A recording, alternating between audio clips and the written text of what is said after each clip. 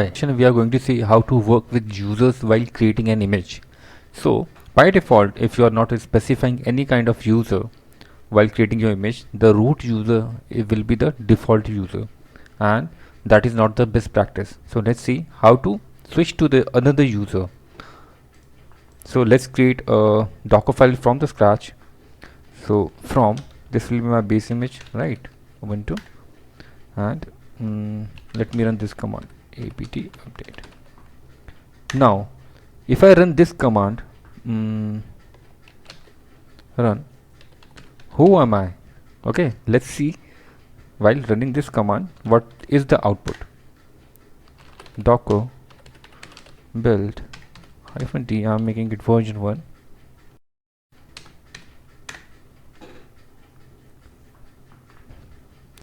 It will show you the output of that command, who am I.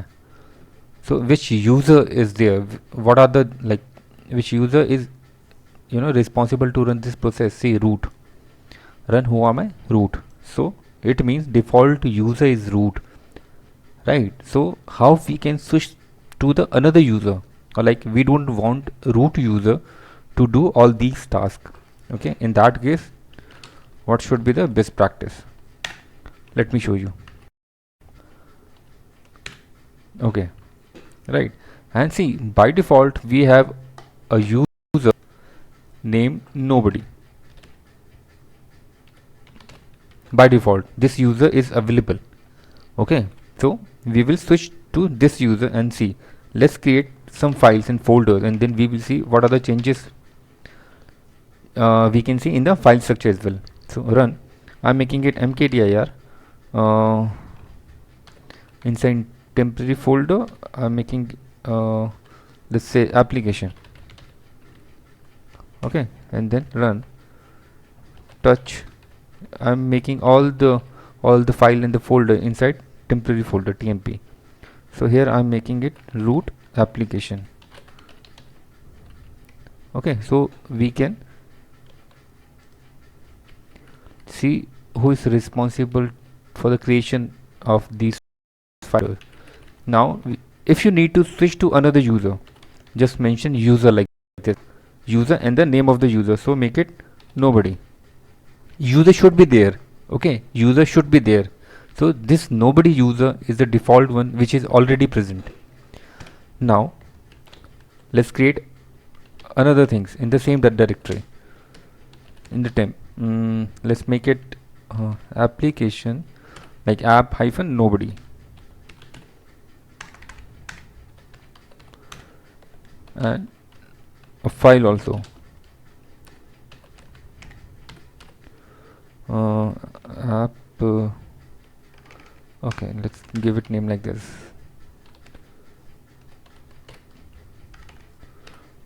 Okay, simple. We are okay, and run. Let's make it like this one, who am I. Okay, so it will give us the output also if the user has been switched. Let's build this one. I'm making it version 2.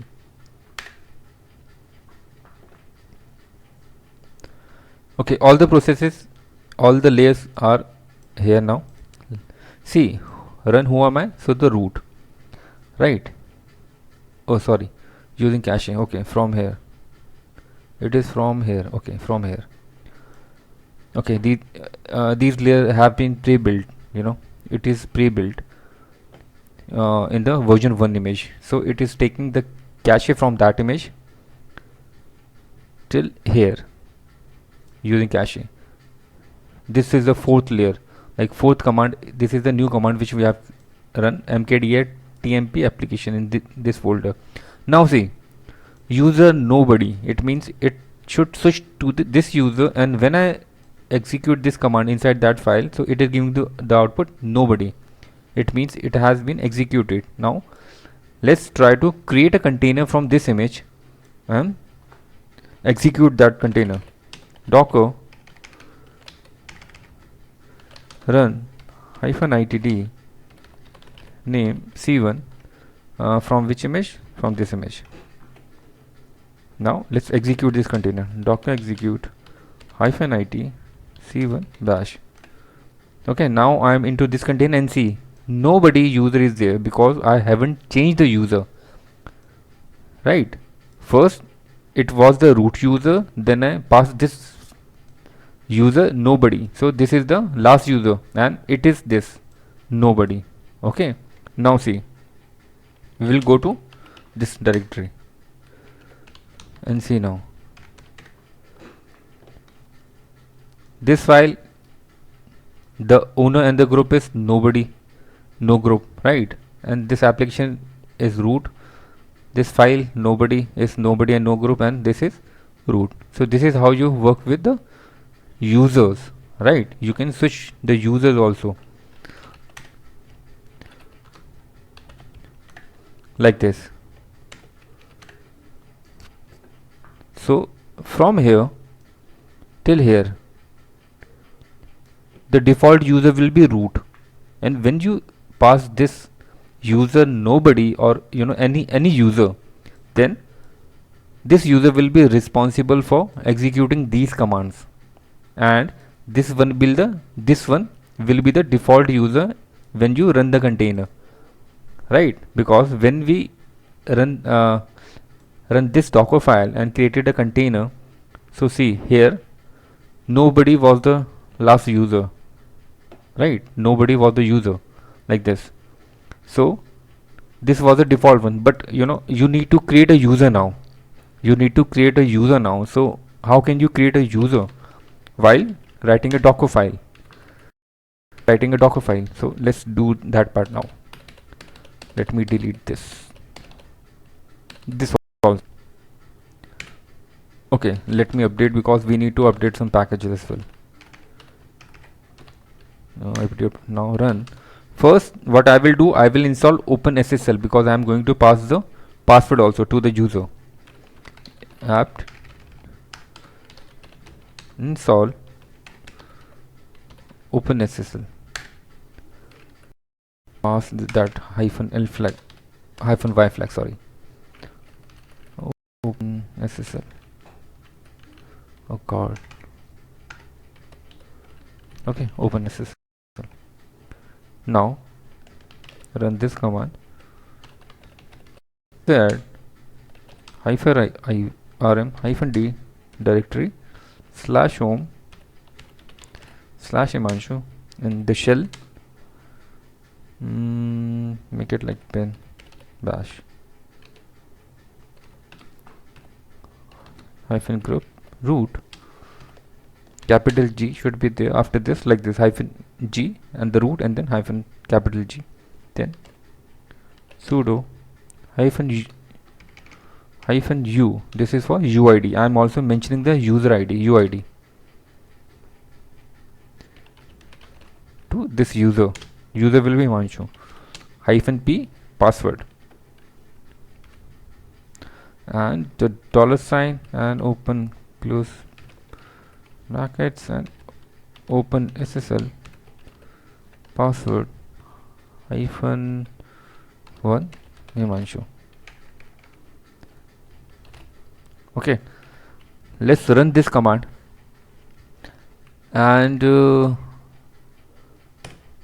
we will cross check by this command user Himanshu, and then run. We will try to create some files and folders as well inside this one, temporary, and let's make it Himanshu. Right, now let's try to build this image and see if we are able to succeed this one or we get some error. Docker build -t. Now make it version 3. Okay.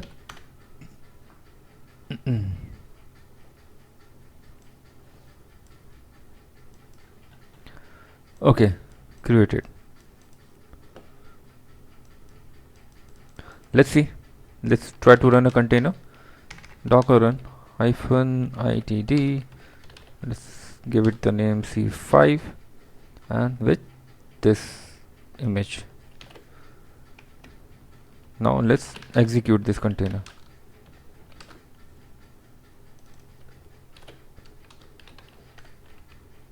Okay, see, the user has been created, right? See Himanshu.